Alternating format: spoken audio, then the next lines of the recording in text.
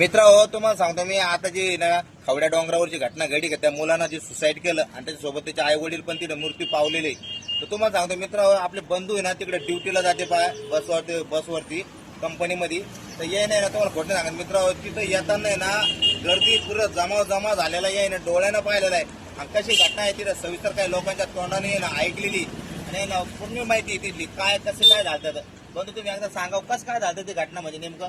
काय ते पोराच्या डोक्यामध्ये वेगळंच भूत होतं. ते डोंगरावर गेला जीव द्यायला मायबापाला घरी सांगून. हा मायबाप त्याच्या मागच म्हणजे तुला फोन करून माय बापाला बोलून घेतला.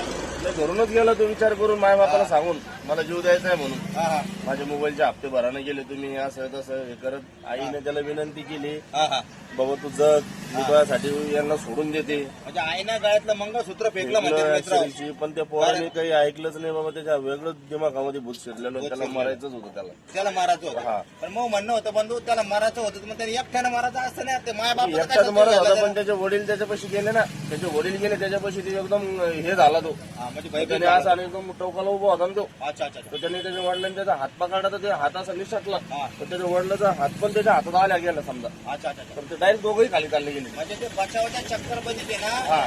खाली हे झाले ते. पण त्याच्या वडिलाला पब्लिक सांगायला ना तरी हा हा हो तुम्ही नका जाऊ त्याला आपण व्यवस्थित समजून सांगू. हा तर त्याच्या वडिलांनी काय ऐकलं तर त्याचे वडील गेले जिद्दी हा. अरे पण तू पण कवरच सांगणार आहे 3 घंटे त्याचे वडील त्याला समजा त्याचे वडील नाही त्याचं अख्खं गाव त्याला 3 घंटे दोघं जण सांभाळून गेले ते गेले. त्याची आई पण गेली त्यांच्या मागं. आता मग पिता पाणी झालं तर तू कवरच डोळ्यापाशी म्हणजे प्रत्येक दर्शनी त्या पोराला अशी जिद्द का गेली पण मला तेच कळायला गेलं. हा. तर तुम्हाला सांगतो मित्र हो मग म्हणणं एकच आहे फक्त मुलांना की यार तुम्ही तुमच्या स्वतःच्या दमावर फोन घेणार आहे बाबा. आय फोन घ्या फलाना घ्या कोणचा हेलिकॉप्टर घ्या काय घ्या इमाना घ्या. तुम्ही माय बापाच्या भरोशावर कशा राहता. माय बापाचं काम काय आहे तुम्हाला लहान मोठं करणं शिक्षण तुम्हाला देणं तुमचं परवरिश करणं. पहिलेच लाडून ठेवणं त्यांना तशा आवडत तुम्हाला एवढी धमक आहे आत्महत्या करायची कधी तर मग फोन करून माय बापाला बोलावता कशाला तुम्ही. आता ही घटना घडी सारा गाव जमा झालं राहतो झाडच्याला आणि इकडे द्यायला जीव द्यायला.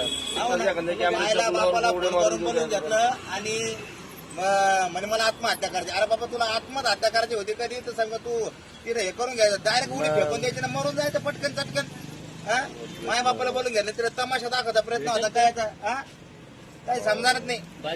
नाही ना त्याला नाही हा काय मित्र म्हणजे काय मला काही धोरण करत नाही. आजकालच्या पिढीचं काय चाललंय माय बापाला म्हणजे तिथे बोलून घेतलं त्याच्या त्याचा लाईव्ह तमाशा लाईव्ह शो दाखवला. आता बंधू ना तिकडे येताना ड्युटीवर काय उरलंय म्हणजे काय झालंय मित्र अवघडच खेळ झाला आता. आता ये ना आता डोळ्यानं पाहिलं तिथे येताना ड्युटीवर येता जमाव झालेला सगळी पब्लिक पळू राहिली होती जोर जोरात. त्यानं ते पाहिलं घटना. अरे बाप काय झाली मुलगी बी रडू राहिली त्यांची एकूण ते आता मुलगी उरली.